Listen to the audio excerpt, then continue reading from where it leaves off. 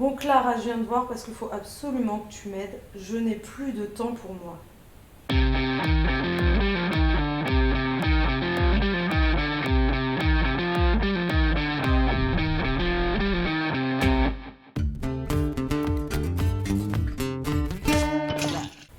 Ce dont tu parles, c'est le temps.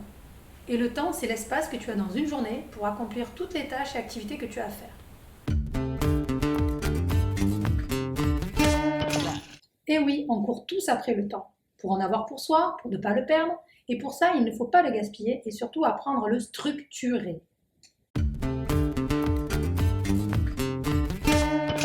Le structurer, c'est-à-dire? Structurer, c'est simple, c'est morceler, découper ta journée. Et pour la découper, il faut que tu te donnes un temps précis pour chaque activité, que ce soit des activités de plaisir, des activités professionnelles, personnelles ou familiales. Tu as dû déjà entendre dire que l'avenir appartient à ceux qui se lèvent tôt. Oui, tout dépend de la notion de tôt. Pour certains, tôt ce sera 6 heures, d'autres ce sera 9 heures. Eh bien moi je dis, l'avenir appartient à ceux qui savent bien s'organiser, donc bien structurer leur journée pour atteindre leur objectif.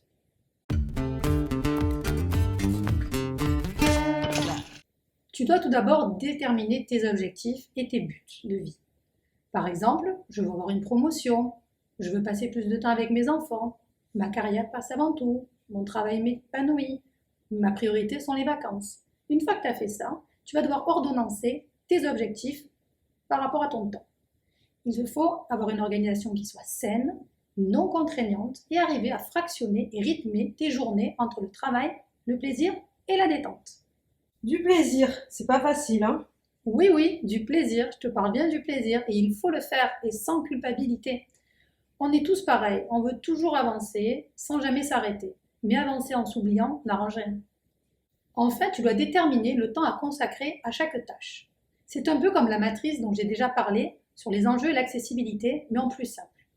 En fait, tu dois t'interroger sur la pertinence, sur son importance, sa difficulté ou son degré de plaisir, et puis tu dois t'y tenir.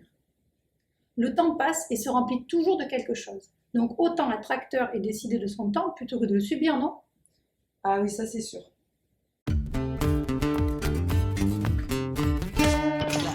Tout simplement en commençant ta journée dans le bon ordre. C'est-à-dire, tu vas devoir remplir ton agenda en commençant par l'essentiel.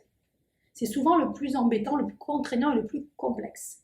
Mais à la fois, ce gros morceau fait en premier libérera ton esprit et ton temps. Puis agir sur la priorité et non les loisirs.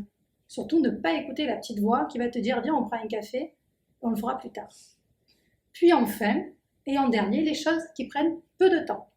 On se fait souvent un monde, on vit l'instant plusieurs fois, au lieu de tout simplement s'atteler à la tâche qui nous embête le plus. Pour résumer, pour avoir du temps, il faut commencer par les choses les plus difficiles. Parce qu'en les faisant en premier, on y gagne sur la charge mentale et sur le temps de libre. Pour conclure, je vais te laisser sur 2 proverbes. Penser un malheur à l'avance, c'est le vivre 2 fois. Quand tu as plusieurs choses à faire, fais la logique des petits pas. Une chose après l'autre et le plus complexe au début.